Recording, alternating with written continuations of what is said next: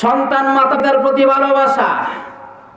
দেখবেন প্রাণী জগতের মধ্যে আছে একটি মুরগি তার বাচ্চারে যদি আপনি ধরতে যান, ভালোবাসার টানে আপনাকে ঠুকর দেওয়ার জন্য আসবে।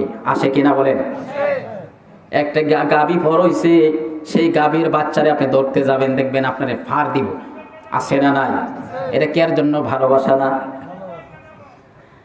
এই ভালোবাসা নামে পৃথিবীতে কলঙ্ক আছে। আছে না নাই? এটা কি মাস? ফেব্রুয়ারি মাসে আজকে কয় তারিখ? 12 তারিখ। ভালোবাসা দিবস আছে না? কয় তারিখ সেটা? 14ই ফেব্রুয়ারি।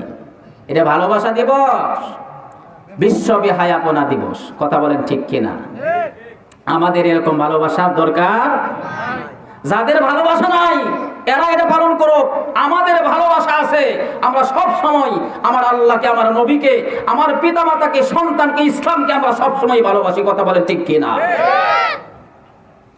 রাসূল আমার ভালোবাসা, রাসূল আমার আলোর আশা, রাসূল আমার প্রেম বিরহের মূল আলোচনা, রাসূল আমার কাজে কর্মের অনুপ্রেরণা। কথা ঠিক কিনা? আমাদের ভালোবাসা সব সময় জাগ্রত। কথা ঠিক কিনা? ভাইরা আমার, সব সময় তওবা করার দরকার আছে না নাই?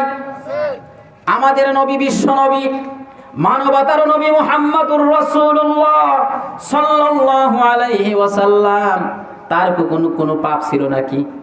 তার কোনো অপরাধ ছিল নাকি? এরপরেও তিনি দৈনিক 70 বারেরও বেশি তওবা করতেন। আল্লাহু আকবার। যেই আল্লাহ ঘোষণা দিলেন, লিয়াগফিরা লাকাল্লাহু মা তাকদ্দামা মিন যামবিকা ওয়া মা তাআখার। হে নবী, আপনার পিছনের গুনাহ মাফ, সামনের গুনাহ মাফ, আপনার গুনাহ বলতে কিচ্ছু নাই। এরপরে আল্লাহর নবী দৈনিক 70 বারেরও বেশি তওবা করেছেন। আল্লাহু আকবার। আল্লাহর নবী বলেন, ওয়াল্লাহি লা আস্তাগফিরুল্লাহ ওয়া আতুবু ইলাইহি আকতার মিন 70 মাররা। আল্লাহু আকবার। আল্লাহর নবী বলেন, আমি সেই আল্লাহর নামে কসম করে বলছি, আমি দৈনিক 70 বারেরও বেশি আমি আল্লাহর কাছে তওবা আর ইস্তেগফার করি। আল্লাহু আকবার।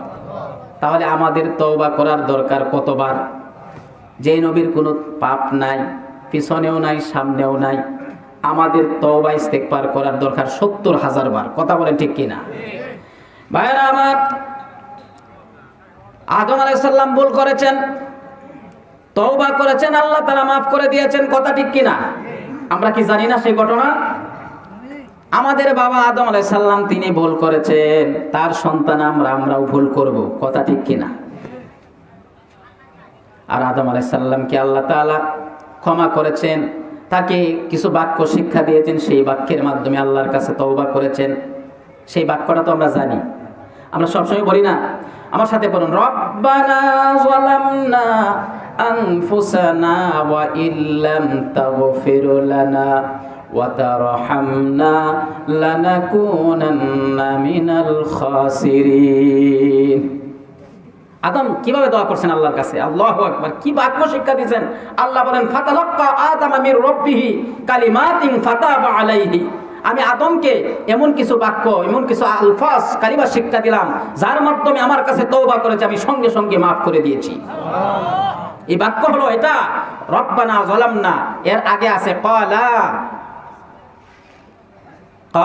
তারা দুইজন বলল, দুইজন, আমাদের মা হাওয়া এবং আদম আলাইহিস সালাম। সুবহানাল্লাহ। রব্বানা যালামনা আনফুসানা, ও আমার রব, আমাদের রব, আমরা জুলুম করেছি, অন্যায় করেছি, আমাদের নফসের উপর আমরা অন্যায় করে ফেলেছি। ওয়া ইল্লাম তাগফির লানা ওয়া তারহামনা, আপনি যদি আমাদেরকে ক্ষমা না করেন, আমাদেরকে যদি রহমত না করেন, লানাকুনান্না মিনাল খাসিরিন, তাহলে আমরা ক্ষতিগ্রস্ত হয়ে যাব, আমরা ধ্বংস হয়ে যাব। এই বাক্যে যখন আল্লাহর কাছে দোয়া করলেন, সঙ্গে সঙ্গে আমাদের বাবা আদমকে মাফ করে দিলেন। আমাদেরকে তওবা করার দরকার আছে না নাই? ভাইরা আমার, আমরা আল্লাহর দয়ায় জান্নাতে যাব।